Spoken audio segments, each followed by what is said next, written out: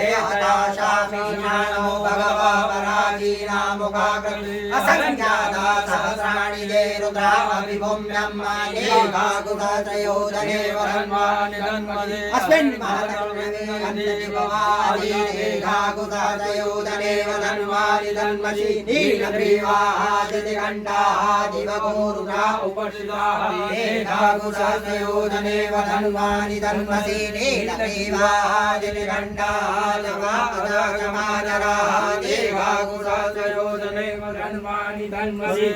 वैदिक मंत्रों की गूंज जब आपके घरों में गूंजती है तो ये न सिर्फ नकारात्मकता के प्रवाह को खत्म करती है बल्कि सकारात्मक ऊर्जा का प्रवाह भी करती है। और इन वैदिक मंत्रोच्चार की गूंज इन दिनों पंडित परिवारों के घरों में गूंज रही है। जी हाँ, पार्थेश्वर चिंतामणि एक ऐसा अनुष्ठान है जिसे श्रावण मास में किया जाता है और मास पर्यंत चलने वाले इस अनुष्ठान में 11,000 शिवलिंग बनाकर महादेव मंदिर में या किसी बड़े नोहरे में इसका आयोजन किया जाता है, जिसमें 11,000 शिवलिंग रोजाना बनाए जाते हैं, उनका पूजन किया जाता है, उनका अभिषेक किया जाता है और उसके बाद इन्हें विसर्जित कर दिया जाता है। लेकिन कोरोना के चलते इस बार जो प्रतिबंध लगाए गए हैं तो सार्वजनिक स्थानों पर लोग इकट्ठा नहीं हो पा रहे, तो कुछ पंडित परिवारों ने इस बार परंपरा का निर्वहन करते हुए इस पार्थेश्वर चिंतामणि अनुष्ठान को अपने घरों में ही सूक्ष्म रूप से संपन्न किया है। मान्यता है कि माता पार्वती ने शिव को प्रसन्न करने के लिए पार्थेश्वर चिंतामणि का अनुष्ठान किया और तब से ही हर सावन मास में मास पर्यंत पार्थेश्वर चिंतामणि के पूजन की परंपरा है। वैसे तो हर वर्ष सावन के महीने में रोजाना 11,000 शिवलिंग बनाकर उनका पूजन और अभिषेक किया जाता है, लेकिन इस बार कोरोना की वजह से सूक्ष्म रूप से परंपरा का निर्वहन पंडित परिवारों द्वारा किया जा रहा है। खास बात तो ये है कि इस बार इसमें महिलाएं और बच्चे भी अपना योगदान दे रहे हैं।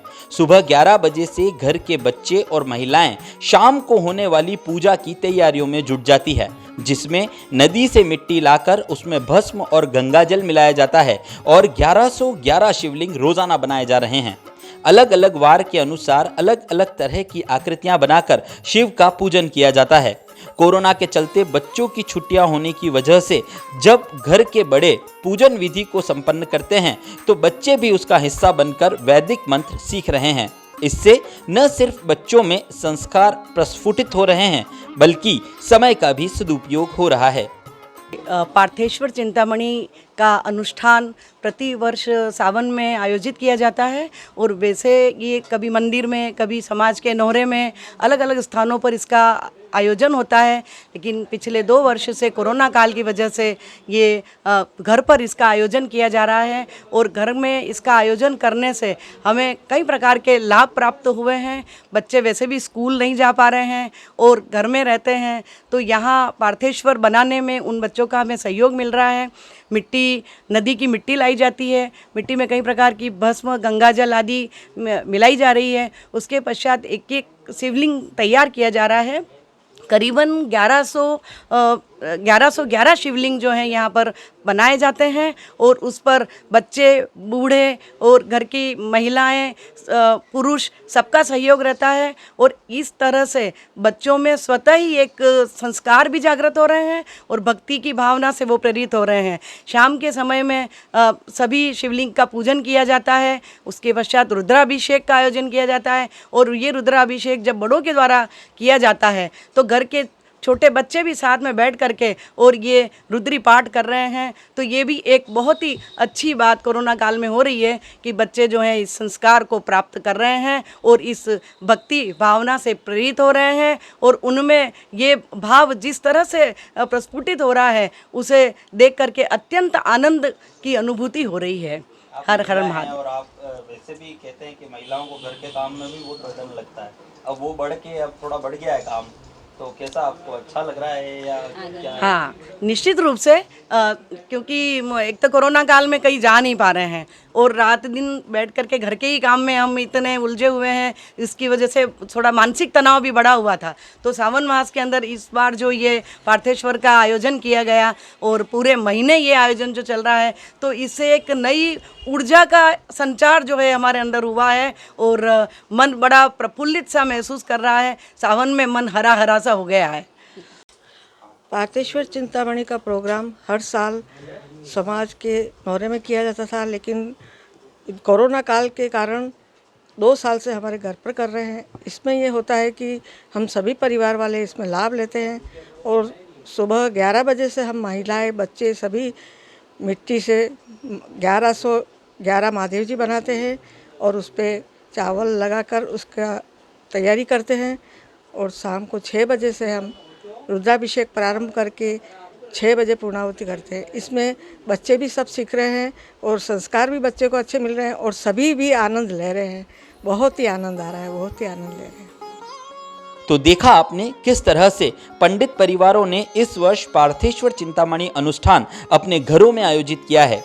छुट्टियां होने की वजह से सभी घरों में ही हैं। ऐसे में सुबह 11 बजे से शाम 5 बजे तक महिलाएं और बच्चे पूजन की तैयारियों में जुटे रहते हैं और शाम 6 बजे बाद पूजन विधि प्रारंभ की जाती है, जिसमें गणपति पूजन के बाद महादेव का अभिषेक किया जाता है और न्यास ध्यान पूरे करने के बाद भोलेनाथ की आरती की जाती है। पंडित धनीश दीक्षित ने बताया कि वैसे तो यह आयोजन हर वर्ष भोलेनाथ के दरबार में आयोजित होता ही है, लेकिन इस बार परंपरा का निर्वहन करते हुए घरों में आयोजन करने से सबसे बड़ा लाभ ये हुआ है कि नन्हे बच्चे उनके साथ बैठकर वैदिक मंत्र सीख रहे हैं। वहीं पंडित पुनीत जोशी ने बताया कि सावन के महीने में पार्थेश्वर चिंतामणि अनुष्ठान का विशेष महत्व है और इसे करने से हर मनोकामना पूर्ण होती है।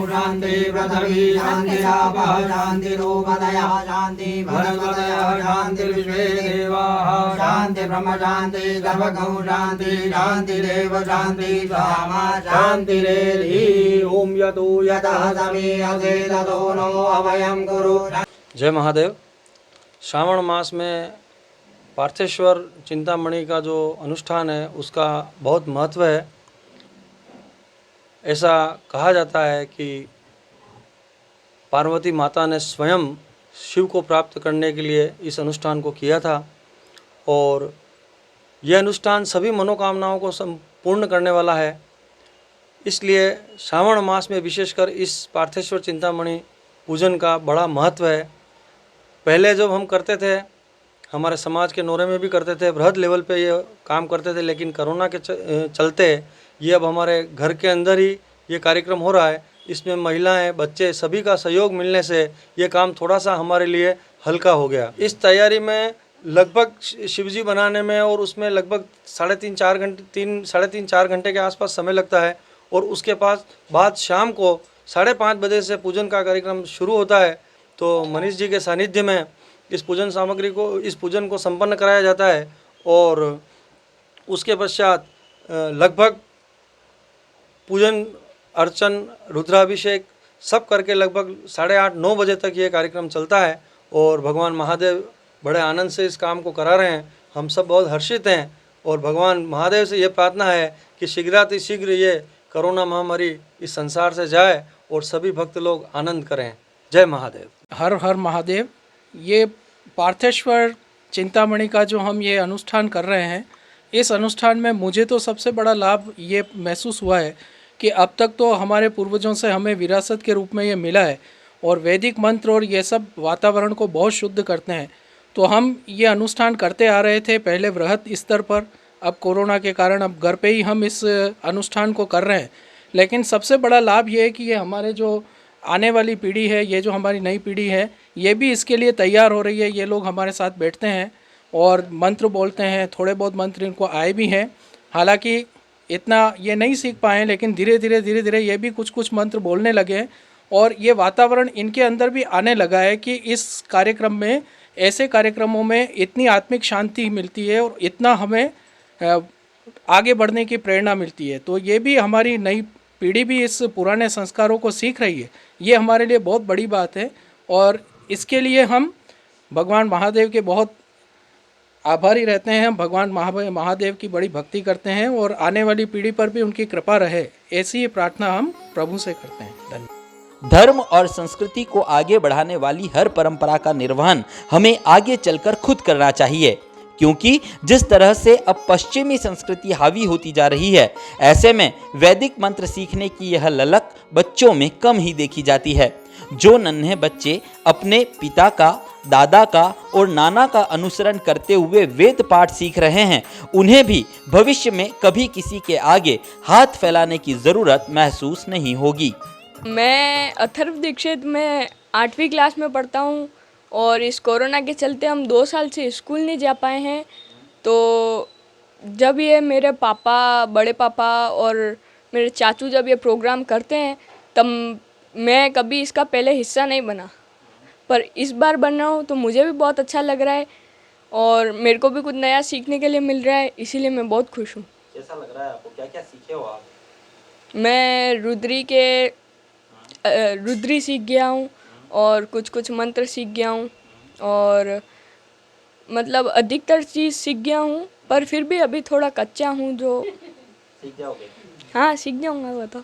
सुबह 11 बजे से लगा के शाम को 9 बजे तक यहाँ पे हम पूरी तरीके से समर्पित रहते हैं, जिसमें हम पापा और सब हम बैठ के पहले तो महादेव जी बनाते हैं, फिर उसके बाद उनका पूजन होता है 5:30 बजे से, जिसमें मैं अभी तक बोलने लगा हूँ 3-4 साल से, तो मैं भी उनके साथ बोलने का प्रयास करता हूँ। हालांकि मेरे को इतना कुछ अभी तक सीखने को मिला नहीं है, पर तो भी मैं प्रयास करता हूँ कि मैं आगे सीख सकूँ इसको और अच्छे से कर सकूँ। मैं रुद्राभिषेक बोल लेते हो आप? हाँ, मैं रुद्राभिषेक पूरा बोल लेता हूँ। कैसे सीखे थे? मैं यहाँ पे क्या थोड़ा बहुत मेरे को पापा ने सिखाया था और थोड़ा बहुत मैं गुरुजी से सीखने गया था, तो वहाँ से मेरे को ये विद्या प्राप्त हुई है।